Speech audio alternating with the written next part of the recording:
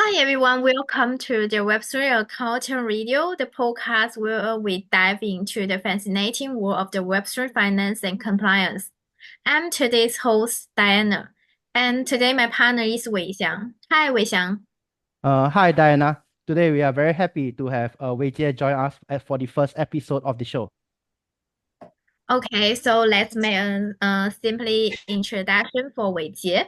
He is the PwC Digital Asset Lead, and he has spent 12 years in PwC and as the Digital Asset Lead. Wei Jie drives the cryptocurrency and application of blockchain in capital markets conversation in PwC. He leads the PwC Digital Asset Audit conversation and has experience in funding, process revenue, and strategy engagement. So let's welcome our today's guest, Wei Jie. Hello, Wei Jie. Nice to meet you. Hi. Thank you so much for inviting me to this podcast. I'm so fortunate to be here, right? I just want to make a small correction here. I'm PwC Singapore's digital assets lead. There's quite a few of us around the world, but every one of us would definitely love the opportunity to be on this podcast and see how we can support the Web3 world in driving the initiative. So lovely to be here. Thank you so much for inviting me. Yep, thank you. So I think today I thought long and hard on what topic we should actually cover for this podcast. And the first topic that many people have reached out to me is on from maybe founders or head of finance perspective, how do we get a Web3 firm onboarded for audit? Because audit is essential and crucial for a Web3 entity. And this is where I think there is no better person than a PwC Singapore head of digital asset to give us an answer and maybe to guide us, to give us a overview over, what should we be looking out for from the finance and compliance perspective. Yeah, awesome. Wow, if you want to ask this question, we might need a 2 hours recording. Audit is such a massive topic. We can go on and on, especially in this space for various business models, right?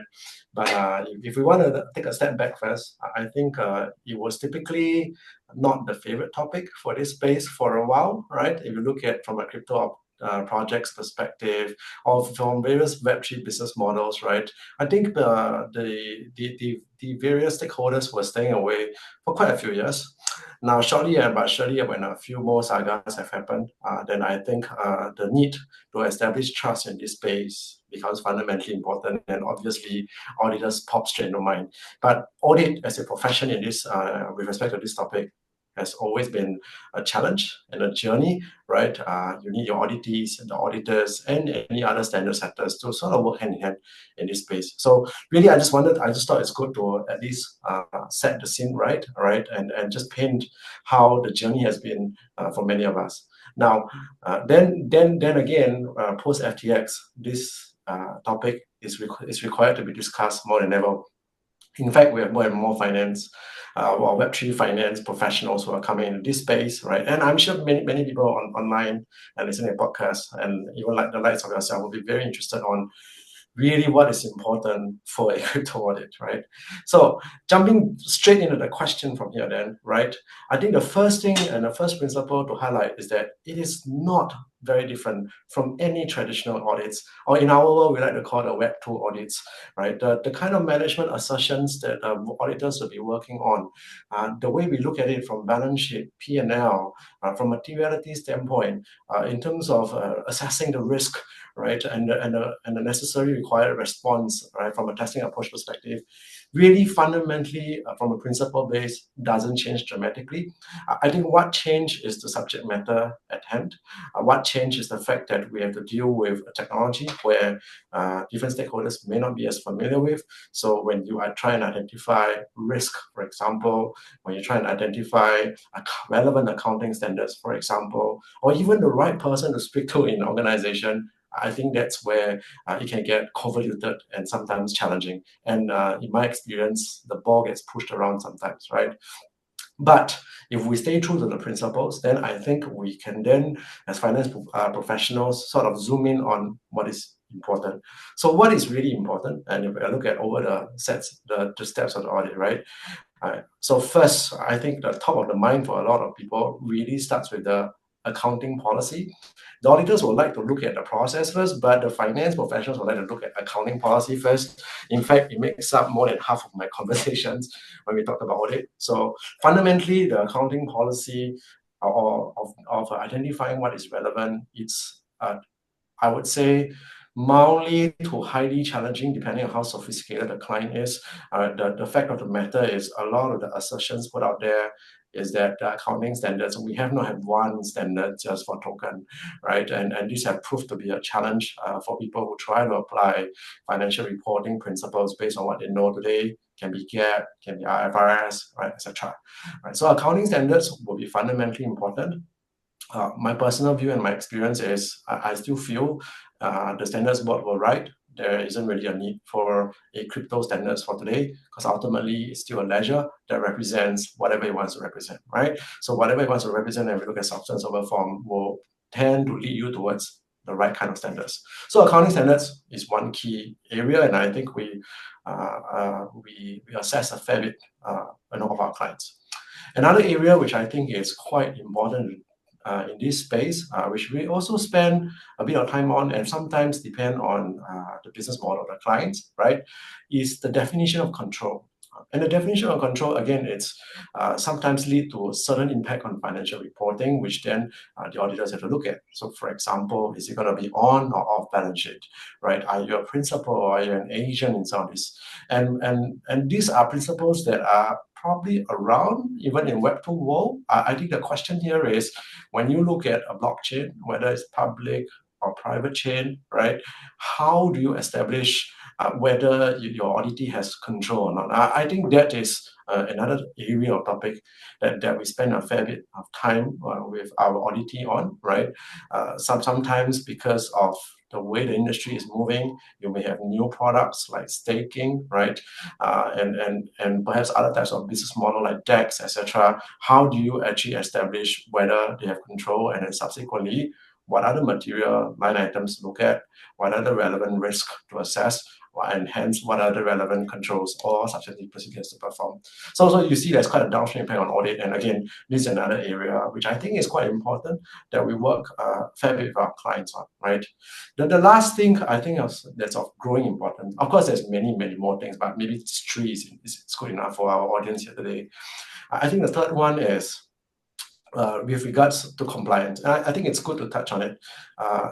Not in all cases, I would say not all cases are the auditors required to assess deeply into this particular area, right? But I think in many of our auditees, especially in the recent years, given that the regulatory environment has far advanced, right? We tend to perform or assess their compliance, their regulatory compliance controls, right, as part of our audit. So I think that is another angle which I think we spend a fair bit of time on as well, right? A lot of times you have to look beyond the numbers. You have to look at some of the key risks that are relevant, right, to our auditees and the environment that they're operating as well. So I give you an example. I think in the public chain world, money laundering risk, and people are very familiar. That's why there's a lot of effort put in on travel rule, right? But if you look at it from financial numbers standpoint, I would say it's two steps down the line in terms of its importance, right? But fundamentally, serving as auditors in this space, I think risk related to such an area and then how they comply, especially as licensed entity, becomes top of the mind or one of the top topics for us to focus on. So by and large, I think I just want to highlight these three topics, all right, for our audience, as I think important areas that we discuss a fair bit on when we look at it from an auditor standpoint. Thank you, Wei Jie. I think you are right to say if we want to cover this full topic, it's not possible to finish it within today. And I think that is three very fair viewpoint. And I think one thing that you put it out is many of the Web3 companies, they are startups, and in the maybe what known as the Web2 world, many of the startups do not need to be audited. But when we come to the Web3 world, where many of the maybe called startups, they want to get their license in 2 to 3 years, that is where this might be a huge stepping stone. But also, maybe you can enlighten, I think many people who is watching this will want to know, when should a client choose to do audit readiness? Like, whenever we try to, when I say we, I mean when the public try to get an audit, one of the key things that auditors would recommend is, maybe you should do an audit readiness. From your standpoint and what you have seen for a company to be successfully audited, is audit readiness highly recommended, or what should they look out for to know if they should be doing the audit readiness? Because I think there's fees involved, and I think many founders would want to hear this answer from somebody like you. Right. So I do want to touch on one point just before I dive straight into audit readiness, right? I think the determination of whether you need an audit or not does not lies on the fact of whether you're a startup or not, right? It typically lies on what are your stakeholders' requirements. And in this case, it can be you're statutory bound to when an audit is required, right? Because of a legal entity that you have in a certain country. It can be because you're bound by a certain regulator, right? So for example, your licensed entity, you're expected to do an audit, right? Or you can be bound, or you can be expected to perform so by your stakeholders, for example, an investor, right? So I think it's important to also highlight that sometimes the choice of whether doing audit or not is not always up to the founders and the stage. It also depends on the operating environment that they are in, right? Now, having established that, then we can dive into whether an audit readiness is helpful, what is its relevance, and when should you execute this, right? Now, by and large, there isn't a hard and fast rule around when, right? I think a lot depends fundamentally on your strategy. So strategy is very important. As I advise a lot of my clients, you have to look at when do they need an audit, what kind of picture do they want to paint for the stakeholders, the readers of the financial statements and the audit report, right? How will it affect their value proposition, their market positioning in the eyes of their customers, their channels, or even in the eyes of the regulators, right? So there's a lot of downstream implications. So as I was saying, right, it really depends on how you want to position yourself in the eyes of the readers of the report, and you start working yourself backwards, right? So that you give yourself the best shot, right? Depending on how you're strategically positioning your company. So I think that's very important, right? If you're a project versus a potentially licensed entity versus you potentially going for another round of funding, I think the timeline and how and what you want to get out is will differ. The second point that's important, right, also depends on when you do an audit readiness exercise, of course, with the right professional services firm, and they can highlight the areas of enhancements appropriately. What you also do is you take the opportunity to enhance your internal controls environment and the level of governance. So this is fundamentally important, right? And audit readiness don't really just serve for the purpose of an audit. And audit readiness can also be an exercise which helps to drive certain enhancements and amongst your operating process or your financial reporting process, right? And all. So again, this is an exercise where we would advise our clients to weigh the pros and cons, right, of adopting such an exercise. And when they do so, and they do remediate the areas or the various observations, right? What would this present them as, right? In terms of target state, this is again very important that the audit readiness can have achieved, right? So those are, I think, the two major considerations I will put on the table for anybody who wants to consider audit readiness. I would not advise everyone to just jump into one, right? Sometimes the cost can be exorbitant, and sometimes you may not. Even if you have gone through such an exercise, you may not have the resources to perform the necessary remediation, and then becomes a white elephant exercise.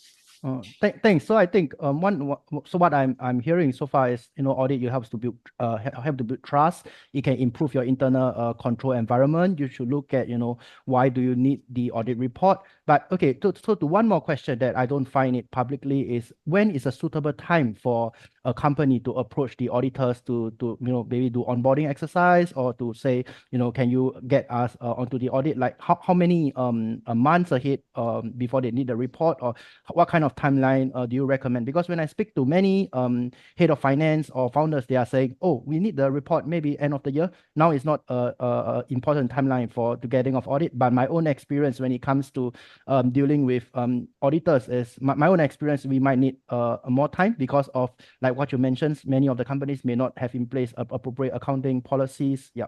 So from your view, when should a founder approach auditors to get an audit? Yeah.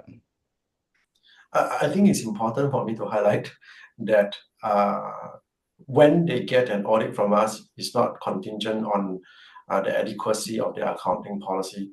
For the fundamental fact that auditors do not participate in the design of their policy, I think it's important for me to highlight to maintain a level of independence, right? But taking a step back, if I look at this space and I look at the degree of familiarity of auditors in this space with Web3 audit, I think it varies across different professional services firm, right? Some of them, especially the big fours, have established a much longer process, typically taking from 6 months to a year to get onboarded, right? So if you really want to be onboarded with these big four professionals, you probably want to start a fair bit earlier. I've known of other firms in the industry which you can get onboarded in less than 2 weeks, right? If they love you and they like your business model, you can do that, right? So really from an onboarding perspective, it varies tremendously across the industry. I think the finance professionals have to decide for themselves, right? What is the type of auditors they're looking for, right? And why? Are they prepared to weigh the potential value and the cost associated with the audits, especially in terms of the level of maturity of their firm, right? And make the appropriate decisions from there. Then the timeline will commensurate from there. The second point is I think that the finance professionals should also build in some buffer for your potential auditors to reject you at the onboarding stage, right? I think this is quite a common problem, and some of our dear Web2 finance professionals who are just newly crossed into this world cannot comprehend or have not come across such experiences, whereas a few of us who've been around long enough would then know that this is the norm rather than the exception, right? So using this opportunity, I just thought it's good to highlight as well, right? The timeline fundamentally depends on the degree of buffer you build for yourself and the type of auditors you're trying to attract that will be wrapped around your operational strategy. Thanks for sharing so much information with regards to the audit, and I think this information will be very helpful to many of the viewers of the podcast. And I think part of this podcast, other than drawing your professional knowledge, is I built into this podcast a more personal touch for us to have a chance to understand from professionals like you guys what you all have been through, how did you all get here, and what's next. Personally, these are some stories which I want to know. And so when I designed the podcast, I thought there was a chance to let people like you share this kind of views, because in other podcasts, I always hear only professional knowledge. And hopefully, this is a chance where we can get to know Wei Jie from another point of view. Yeah, Diana, over to you. Okay, thanks, Wei Jie. And I think I have learned a lot of things about audit during the previous conversation. And now let's go to the free talk session. And in this session, I have a few questions that I would like to ask Wei Jie. And these questions are well related to the Web3. And the first question is, why did you decide to enter the Web3 space? Right. Thanks for the personal questions, right? So yeah, I'm happy to share as well. Why did I decide to get into the Web3 space? The honest answer is, at the start, I was trying to run away from the Web3 space. And uncannily, I became the digital assets lead. When I first knew about Bitcoin, it was in 2013. Back then, I was a young bank auditor, right, who was getting my feet wet about AML, what is AML, and in the Singapore scene is MAS, right? 626. So I was getting familiar with all this, and then my trader friends would talk to me about Bitcoin, and I thought it was the ultimate scam and ultimate hack back then, right? Now, fast forward many years later, I think it was quite interesting that I suddenly, step by step, eventually land on the road digital assets lead. I think we were fortunate that enterprise adoption take off. We were fortunate that PwC was keen to enter this space much earlier than a lot of the big four professionals. And as someone who was who always liked new stuff, disruptive technology, breaking new barriers, right? This was a natural opportunity for me to put up my hands and of course under the guidance and support of my boss, entered this space, right? So on the professional level, that the opportunity arose. On a personal level, right, whilst I was staying away, but by 2016, 17, I started to see that, hey, actually, this is quite a cool tech. I want to be involved, right, as part of the ICO days, etc. So it was quite fun, right? But I never thought it was going to be a career. It was only upon indicators of enterprise adoption that start to take off from a Singapore observation perspective that this somehow became a career, right? Which was very interesting. Oh, so you have in this area for about 10 years because you just say that you entered this area very early, maybe in the 2016? No. Yes, I started about 2016, 17. I would say it's 10 years. 10 years is more like 2013. And then I will be, probably still holding a lot of Bitcoins, buying pizzas back then. But in 2013, I didn't believe in it. I just heard about it over drinks with my friends, with my trader friends, right? Yeah, I only got into it, a little bit later, but I still deem OG in today's context, of course. Okay, so can you share maybe one key experience when you learn in your Web3 journey? One key experience Experience. Yeah. of my Web3 journey, right? Maybe Yeah. I share something a little bit more from the professional lens, right? Yeah. So as one of those driving the first few crypto audits in Singapore, right? You tend to be scolded by everyone. I used to go to a Singapore FinTech Festival, and the panelists on the stage will be shouting out loud, "Where are the auditors? We need the auditors!" And those were like 3-4 years ago at a Singapore FinTech Festival. So I actually have been visiting them every single year since 2016, 17ish, right? So and one fine day, when a lot of companies started getting their audits done, right? We realized that the biggest problem was not that you cannot find the auditors. The biggest problem was you cannot find the valuers, right? Audits rely on a lot of subject matter expert. We have people who want to do the explorers. We have people who needs to, help you in various capacity from tech, from accounting, etc. But one group of people is constantly missing in the entire industry, and that's the valuers, right? So the year later, I decided to get on one of the panel and ask the broader crowd, where are the valuers? So I raised the question, hopefully for someone to then respond publicly, right, and be able to push the efforts in that space. You come to realize if we do not have a good valuation methodology, and even to today, right, it's very hard for us to do our job as finance professionals and as audit professions, right? So it's just really tough without the valuers, and that's the truth of the matter.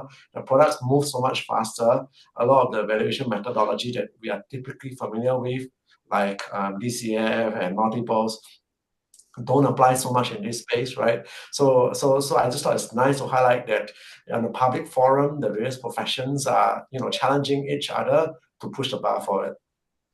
I think with regards to valuation, right? It's interesting that recently the argument was on when I look at active quoted prices on active market on valuation, which exchange is a fairer representation or more accurate and in accordance with the standards, or maybe we can use coin market cap indexes, etc. It hasn't reached a stage where you mentioned about valuers, and I appreciate why is there a need for valuation in that area. So thanks for sharing this very interesting information. But when you talk about valuation, yes, definitely, DCF or multiples other methods that is more used in the web tour would be helpful to us. Yeah.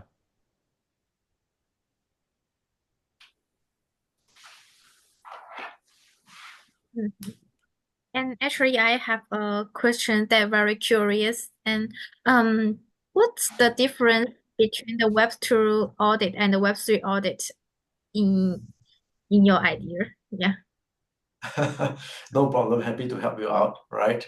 As I mentioned earlier, there's not very big difference in terms of the principles and the way that we approach The standards don't change. We still use, our ISA and the various IFRS in Singapore is SFRS and SSA, right? It doesn't really change. Approach and methodology don't change dramatically. Of course, there are little tweaks that have been made, right? For example, in PwC, we have our own independent explorer that we go into the blockchain and obtain the necessary evidence and to validate your ownership of the keys. So we have things like that, right? So there are procedures that we have put together that respond, right, to the design of this new technology, but principles don't change. We still have to sign our financial statements accordingly on a material basis, right?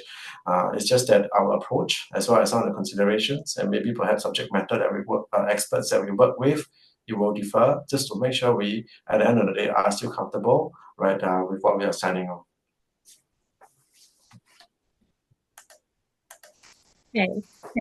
So what are you looking forward to in Web3 finance or compliance area?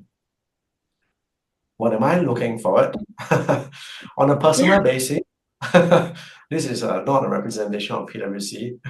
The bigger the number for my price on my tokens, the better, of course, right? Yeah.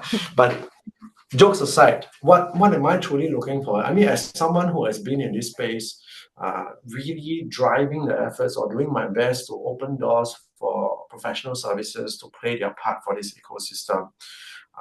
I have gone through a fair bit of ups and downs with various stakeholders in various conversations, right? So if you really ask me, what am I looking forward to? I would say personally, right, I'm looking forward to more collaboration.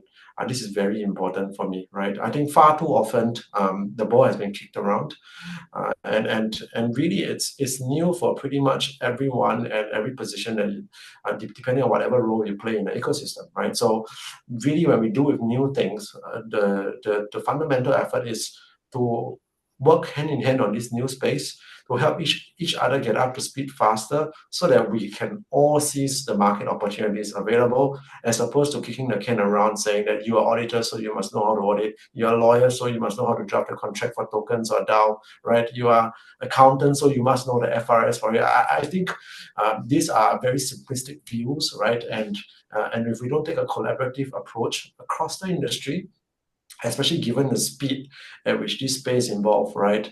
What really happens is that we then move forward more slowly, right? And this drag on the industry sometimes can be pretty painful, right? So if we can have more dialogues, more collaboration, I would imagine we would have already moved a fair bit faster, right? In terms of bringing the whole ecosystem forward. Thank you. I think one thing, talk about collaboration, really thankful to be for you on this podcast. So the Web3 accountant is maybe education linked, maybe community linked, and for an auditor to step out and say that, I will help with the podcast. So I think that is something where we are pushing collaboration in the right space and working together to see how we can actually do something and seize the market. Yeah. Yeah, I think it is not about PwC or just even you guys creating a podcast. I think Web3 has proven itself to be a very unique community. There's a lot of energy. There's a lot of people who put up their hands and do things for the things that they believe in. Of course, there are some bad actors around from time to time, but as a community, I think it's very admirable, right? Where a lot of people have been doing things on their own initiatives, on their own efforts, and trying to craft the path ahead, right? Sometimes not just for themselves, but for a group of people way bigger than themselves, right? So this is amazing. It's the least we can do as PwC to put a voice based on our experience. We don't believe we're just coming in this for us. We believe that 10, 20, 50, 100 years from now, Web3 blockchain is here to stay, and we like to be part of that future. And to be part of that future, it starts today. So we're happy to be here. We're happy to support in any way as long as it drives the community forward, right? I think it's the least any ecosystem player can do. Yes, actually, I think in the Web3 community, the collaboration will be better in the future. Yeah. And thank you so much for sharing your insight and experience with us today. And to our listeners, thank you for tuning in to Web3 Accountant Radio. If you enjoyed this video, please subscribe and leave a review for us. So do you have anything else to our listeners, Wei Jie and Wei Xiang? Maybe I'll just end off right with a last thought for everyone, right? Look, I think it really doesn't matter who you are, regardless of the role you play as a listener, right, in the ecosystem. I think this community has been very welcoming. And for anyone who wants to do something, who want to alter their course in their life, whether it's professional course or otherwise, right? It has been great. It has been also been not just a community, but also a technology that has brought a lot of people together and probably even more going forward, right? So I truly enjoyed being part of this momentum, right? And I think, and hopefully anyone who's listening online who also agree with what I'm saying, we can all reach out and collaborate so that this can continue to get better, right, for this space. Thank you, Wei Jie and Diana. I think if I have a choice, I would want to lengthen this podcast, but I think we need to treasure the time of everybody. And also, thanks for tuning in. If there is other people that you would like to nominate to the podcast, you can drop me a message, or if you want to join the podcast and to support the podcast, you can also let me know. And for the last part, I want to have a shout out to Web3 Accountant, where in the month of August, we are going to release a Global Crypto Tax Report 2024. More information can be found in our page, and I hope to see you around. Thank you. Thanks all for the invitation. Goodbye. Bye-bye. Bye-bye.